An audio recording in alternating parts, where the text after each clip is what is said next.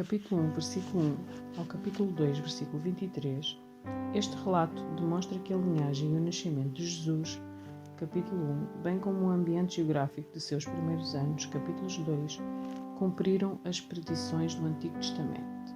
Revela ainda que tentativas de frustrar a vontade de Deus não obterão sucesso. Capítulo 2, versículo 1 ao 15, ver também capítulo 27, versículo 62 ao 66. Versículo 1. Jesus Cristo, ou Messias, tanto Messias do hebraico como Cristo do grego, significam ungido. Trata-se, portanto, de um título e não de um nome pessoal. A frase "o registro dos antepassados" introduz o capítulo 1, do versículo 1 ao versículo 17. Uma fórmula semelhante é usada em Gênesis para introduzir as divisões daquele livro. Ver Introdução a Gênesis. Resumo, página 17. Descendente de Davi e de Abraão. Literal, filho de Davi, filho de Abraão. Esses nomes se repetem em ordem inversa na genealogia.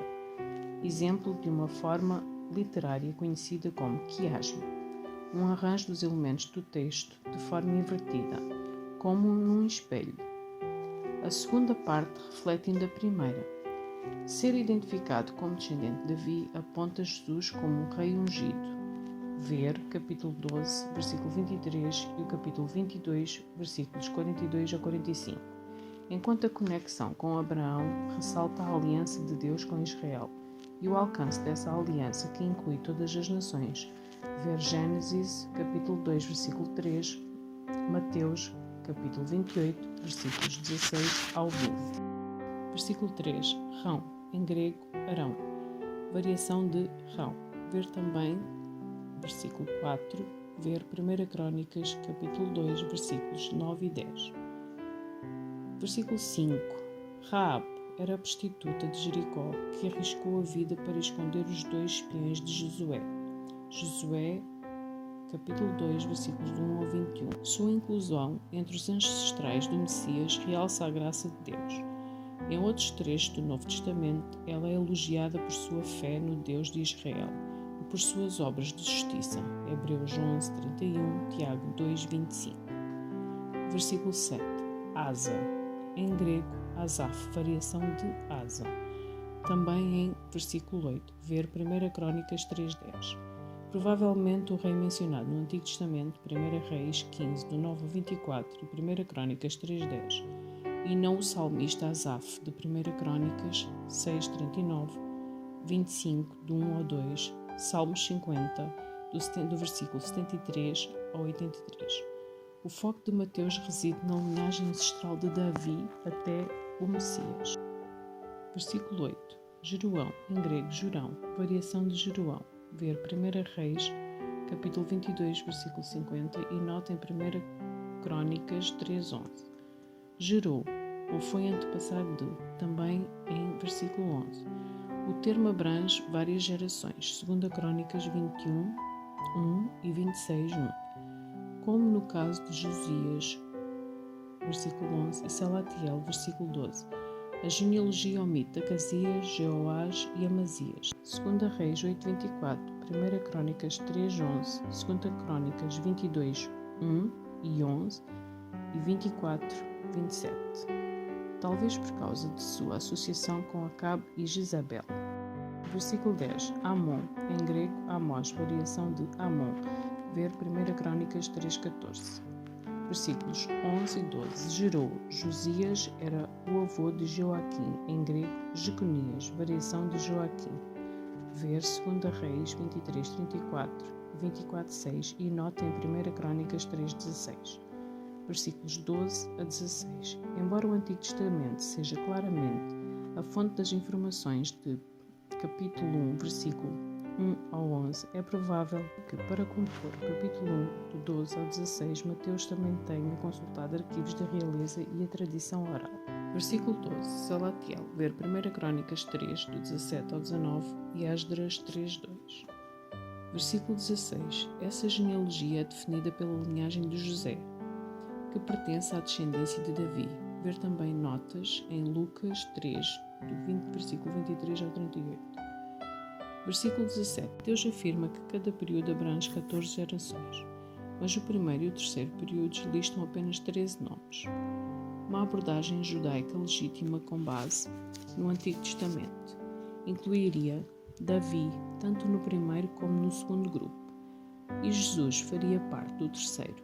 Isso reforça a tese de que Mateus está destacando a gematria, método de interpretação em que as letras representam nomes da genealogia, em que as letras do termo hebraico Davi dão como soma o número 14. Mateus destaca assim as credenciais de Jesus como o Messias. Versículo 18. Prometida para se casar. No judaísmo, o noivado era um compromisso permanente, Malaquias 2,14, que só podia ser rompido por meio de um processo legal. Assim, Maria era considerada esposa de José e ele seu marido. Ver capítulo 1, versículo 20, Deuteronômio 22, do 23 ao 24. Mesmo que ainda não tivessem relações sexuais, a condição de Maria como virgem no momento da concepção por meio do poder do Espírito Santo ajuda a autenticar a divindade de Jesus. Versículo 19. Por ser um homem justo, isto é, alguém que obedecia à lei. Ver Lucas 1,6. José não podia receber Maria como esposa, uma vez que ela era suspeita de adultério. Ele tinha a opção de livrar-se do compromisso expondo-a a julgamento e levando-a assim à pena capital. Deuteronômio 22, do versículo 23 ao 27, número 5, do versículo 11 ao 31. Ou poderia pagar uma multa e romper a união em segredo. Literal, divorciar-se dela. José, tomado de misericórdia, decidiu pela segunda opção. Versículo 20. O anjo do Senhor declarou a José em sonho. Ver capítulo 2, versículo 12 e 13. Versículo 19, versículo 22, que Maria não tinha sido nem seduzida nem violada. Na verdade, a criança dentro dela fora concebida pelo Espírito Santo. Lucas 1, versículo 34 e 35, que muitas vezes exerce o papel de criador e gerador de vida. Gênesis 1, 2, Ezequiel 37, do 1 ao 14 e João 3, 5 ao 8. Versículo 21. Jesus é a forma grega do nome hebraico Yeshua, que significa o Senhor salva. O nome descreve adequadamente seu papel. Ele salvará o seu povo dos pecados. Seu povo pode referir-se a Israel como nação, capítulo 2, versículo 6, ou ao povo do Messias, a igreja formada por ambos, judeus e gentios, capítulo 4, do versículo 15 e 16, capítulo 16, versículo 18, capítulo 28, do 18 ao 20. Versículos 22 e 23. Vejam, Emanuel, Isaías 7,14, 8,8 e 10. Confira Septuaginta. O nascimento de Jesus por meio de uma virgem cumpre Isaías 7,14. O termo hebraico alma, virgem ou jovem solteira foi traduzida por partenos, virgem, na versão grega do Antigo Testamento, citada por Mateus. Entende que a alma de Isaías pronunciava a Virgem Maria. Versículo 25. Até. Provavelmente implica que José teve relações sexuais com Maria após o nascimento de Jesus. E ele lhe deu o nome de Jesus, mostrando assim que aceitou a criança como se fosse sua. Capítulo 1, versículos de 1 ao 17. A genealogia de Jesus. Tanto Mateus como Lucas fornecem genealogias de Jesus. Mateus 1, do 1 ao 17 e Lucas 3, do 23 ao 38. As duas genealogias apresentam diferenças de Davi a José, pai de Jesus perante a lei. Mateus acompanha a linhagem de Salomão, filho de Davi, enquanto Lucas acompanha a linhagem de Natã, outro filho de Davi.